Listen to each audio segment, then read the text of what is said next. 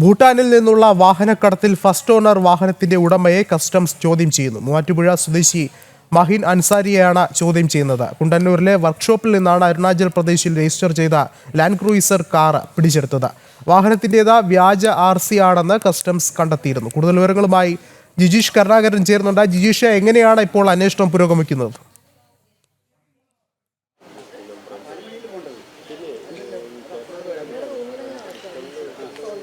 വിഷ്ണു, ഈ land cruiser വാഹനത്തെ കേന്ദ്രീകരിച്ചുള്ള വിശദമായ അന്വേഷണത്തിലാണ് അതിൻ്റെ RC വ്യാജമാണ് എന്ന് അന്വേഷണ സംഘത്തിന് വ്യക്തമായത്. തുടർന്നാണ് മഹീനിലേക്ക് അന്വേഷണം എത്തുന്നത്. ഇത് അസം സ്വദേശിയുടേതെന്ന രീതിയിലായിരുന്നു രജിസ്ട്രേഷൻ നടപടികളെല്ലാം തന്നെ പൂർത്തിയാക്കിയത്. ഇത് നേരത്തെ തന്നെ കസ്റ്റംസിൻ്റെ ഒരു റഡാറിലുള്ള അല്ലെങ്കിൽ അന്വേഷണ നിരീക്ഷണ വലയത്തിലുള്ള വാഹനങ്ങളിൽ ഉൾപ്പെട്ടത് തന്നെയായിരുന്നു. നേരത്തെയും ഈ കാർ കേന്ദ്രീകരിച്ച് അല്ലെങ്കിൽ ഇതുമായി ഇത്തരത്തിലുള്ള കാറുകൾ കേന്ദ്രീകരിച്ച അന്വേഷണങ്ങളെല്ലാം തുടരുന്നുണ്ടായിരുന്നു. ഇതിനിടയിലാണ് കഴിഞ്ഞ ദിവസം വിവിധ കേസുകളുമായി ബന്ധപ്പെട്ട് കൂടുതൽ അന്വേഷണം ശക്തമാക്കുന്നതും അങ്ങനെ കുണ്ടന്നൂരിൽ നിന്നും ലാൻഡ് ക്രൂയിസർ വാഹനം അവിടെ നിറം മാറ്റത്തിനായി കൊണ്ടുവന്നതാണ്. ഈ വാഹനം അവിടെ നിന്ന് പിടിച്ചെടുക്കുകയും ചെയ്തത്. കൂടുതൽ വിശദമായ പരിശോധന വാഹനം കേന്ദ്രീകരിച്ച് നടന്നപ്പോഴാണ് RC ബുക്കിൽ പേരുകളടക്കം പേരും വിലാസവും എല്ലാം തന്നെ വ്യാജമായി ചേർത്താണ് ഈ ഇത്തരത്തിൽ ഒരു വ്യാജ രജിസ്ട്രേഷൻ ഉണ്ടാക്കിയിരിക്കുന്നത് എന്ന് വ്യക്തമായത്. തുടർന്നാണ് മഹീനിലേക്ക് അന്വേഷണം എത്തിയതും ഇയാളോട് മൂവാറ്റുപുഴ സ്വദേശിയായ മഹീൻ അൻസാരിയോട് ഇന്ന് ഹാജരാകാൻ ആവശ്യപ്പെട്ട് വിശദമായ ചോദ്യം ചെയ്യലിന് ഹാജരാകാൻ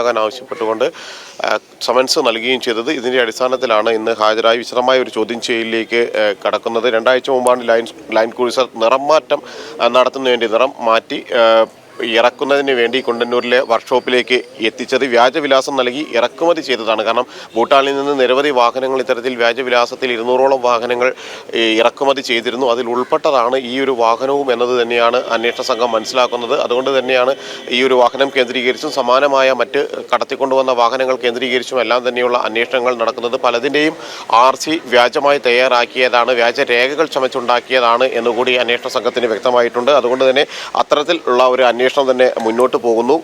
മാത്രമല്ല അമിത് ചക്കാലക്കലിനെ കേന്ദ്രീകരിച്ചുകൂടി അന്വേഷണം ഈ ഒരു ഘട്ടത്തിൽ കസ്റ്റംസ് ശക്തമാക്കിയിട്ടുണ്ട്. ഇയാളെ ഒരിക്കൽ കൂടി ചോദ്യം ചെയ്യണം. നേരത്തെ ആദ്യഘട്ടത്തിൽ ചോദ്യം ചെയ്ത് വിട്ടയച്ചിരുന്നു. തൻ്റേത് ഒരു വാഹനം മാത്രമാണ് തൻ്റെ പേരിലുള്ളത്, മറ്റു വാഹനങ്ങൾ തൻ്റെ കയ്യിൽ ഗാരേജിലേക്ക് എത്തിയ വാഹനങ്ങൾ മാത്രമാണ് എന്ന കാര്യമായിരുന്നു ചക്കാലക്കൽ നൽകിയിരിക്കുന്ന മൊഴി എന്ന് പറയുന്നത്. എന്നാൽ കസ്റ്റംസ് അന്വേഷണ സംഘം, കസ്റ്റംസ് പ്രിവെന്റീവ് വിഭാഗം ഈ മൊഴികൾ പൂർണ്ണമായും വിശ്വസിച്ചിട്ടില്ല. അതുകൊണ്ട് തന്നെ വിശദമായ ഒരു ചോദ്യം ചെയ്യൽ അമിത് ചക്കാലക്കലിനെയും നടത്തേണ്ടതുണ്ട്. അത്തരത്തിൽ തന്നെയാണ് അന്വേഷണം പ്രധാനമായും മുന്നോട്ട് പോകുന്നത്.